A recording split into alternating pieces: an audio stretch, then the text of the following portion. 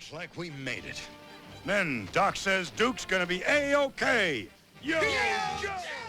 I've always loved G.I. Joe for its heroic cartoons and bright action figures, but what I uncovered about its beginnings surprised me. Before the Real American Hero series turned G.I. Joe into a weekend staple for kids, the franchise emerged from the turmoil of real-world conflict. Back in the 70s, comic creators tackled issues like death, torture, and moral ambiguity on the battlefield, drawing directly from Vietnam War controversies and classified military operations.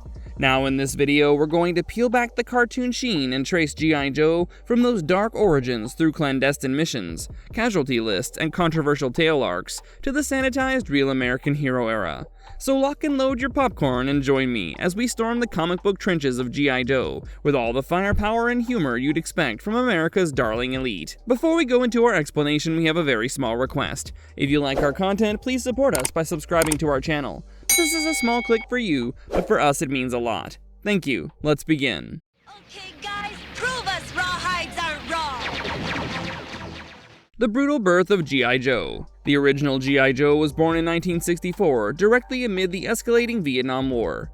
The name itself came from GI, government issue, a term that evoked America's last victorious war, World War II. The initial concept was deeply rooted in realistic military themes, featuring authentic weapons, vehicles, and scenarios that mirrored actual combat situations. The original 12-inch action figures came with 10-inch bazookas that really worked, beachhead flamethrowers, and authentically detailed replicas of military equipment. What made the original G.I. Joe particularly controversial was its timing and inspiration. The franchise drew heavily from the story of G.I. Joe, a 1945 war film based on the work of war correspondent Ernie Pyle. However, this source material painted a devastatingly bleak picture of warfare.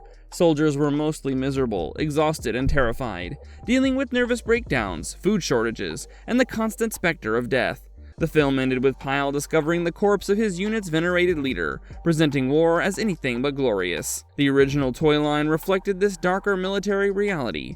Earlier marketing campaigns featured children in World War II-style helmets, engaging in realistic combat scenarios, while military-themed songs played in the background. The toys came with no specific enemy because manufacturers trusted children to choose the right enemy to pit against Joe. This open-ended approach to warfare would prove prophetic, as it allowed children to project contemporary conflicts onto their play.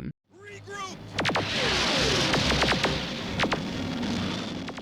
Vietnam War controversy and the first transformation. By 1968, the Vietnam War had created unprecedented casualties and public outcry. The mounting opposition to American military involvement abroad directly impacted G.I. Joe's popularity and acceptability. Sales declined sharply as parents became uncomfortable with military-themed toys during an increasingly unpopular war. The franchise faced its first major crisis, as growing cultural dissatisfaction with Vietnam led to widespread rejection of war toys. Hasbro's response was to dramatically reinvent the line by downplaying the military aspects of the G.I. Joe character. The company launched the Adventure Team in 1970, featuring figures with civilian-style beards and round dog tags, with logos that conspicuously resembled peace signs. These new G.I. Joes were marketed as taking part in archaeological or scientific missions rather than military ones.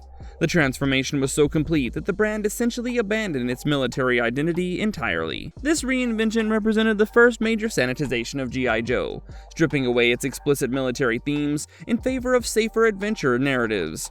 The Adventure Team concept failed to capture the original's popularity, leading to declining sales and the eventual discontinuation of the 12-inch figure line by the mid-70s. The brand lay dormant until the early 1980s, when it would be resurrected in a form that bore little resemblance to its original military roots. The Marvel Comics. Dark storytelling in the Reagan era. When G.I. Joe returned in 1982 as the Real American Hero, it did so through Marvel Comics under the guidance of writer Larry Hama.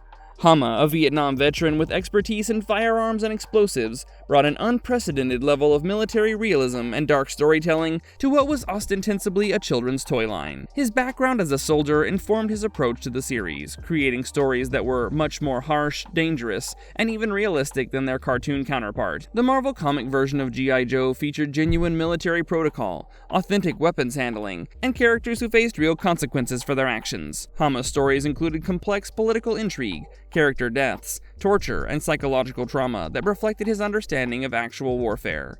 The comic book series regularly featured storylines that would be considered too mature for children's television, including the capture and torture of G.I. Joe team members, assassination plots, and characters dealing with the psychological aftermath of combat. One of the most significant aspects of Hama's work was his development of Cobra Commander's origin story. In the comics, the future terrorist leader was not a cartoonish villain, but a deeply disturbed former used car salesman who became radicalized after his brother's death. This mundane yet disturbed origin made Cobra Commander more terrifying because of his ordinary background. He could be anyone who had suffered loss and chosen revenge over healing. The character's transformation from everyday citizen to terrorist mastermind provided a chilling commentary on how extremism develops in seemingly normal people. The comic series also featured unprecedented character development and moral complexity. Characters like Snake Eyes and Storm Shadow had intricate backstories involving childhood trauma, cultural identity, and conflicted loyalties. The famous silent interlude issue, G.I. Joe No. 21, told an entire story without dialogue, focusing on Snake Eyes infiltrating a Cobra stronghold in a sequence that resembled a violent action thriller more than a children's comic. This sophisticated storytelling approach treated young readers as capable of understanding complex narratives and moral ambiguity. Go for the underbelly! These things aren't invulnerable after all!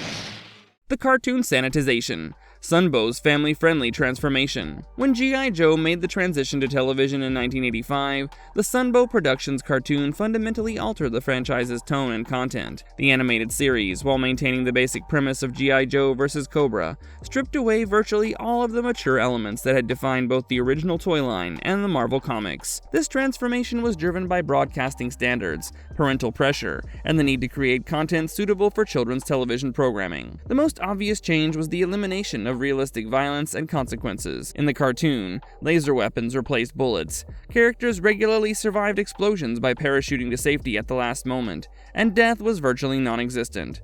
The famous red and blue lasers became a running joke among older fans, who recognized the sanitization for what it was, a deliberate attempt to remove any sense of genuine danger or consequence from warfare. Character personalities underwent equally dramatic changes.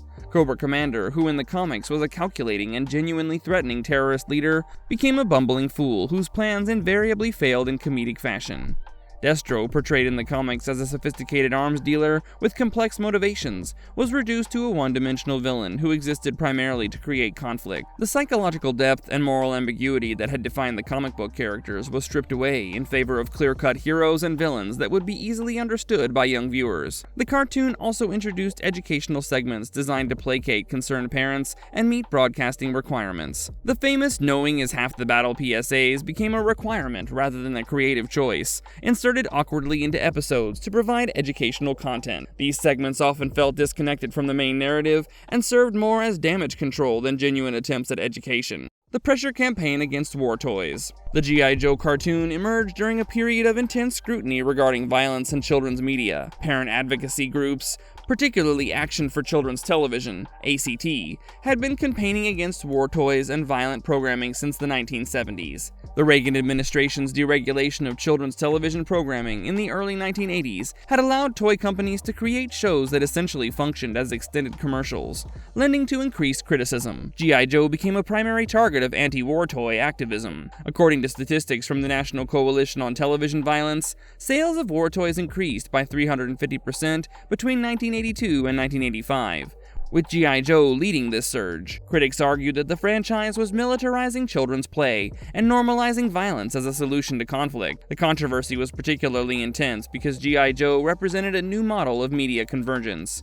The same company owned the toys, comic books, and television show, creating an unprecedented level of commercial integration. The pressure from advocacy groups forced significant changes in how violence was portrayed in the cartoon. Broadcasting standards required that violence be clearly fantastical rather than realistic, leading to science fiction elements that distinguish the cartoon from its more grounded comic book counterpart. Characters had to survive dangerous situations unharmed, weapons had to be obviously fictional, and consequences had to be minimal. These requirements fundamentally alter the nature of storytelling, making it impossible to address serious themes or create genuine dramatic tension.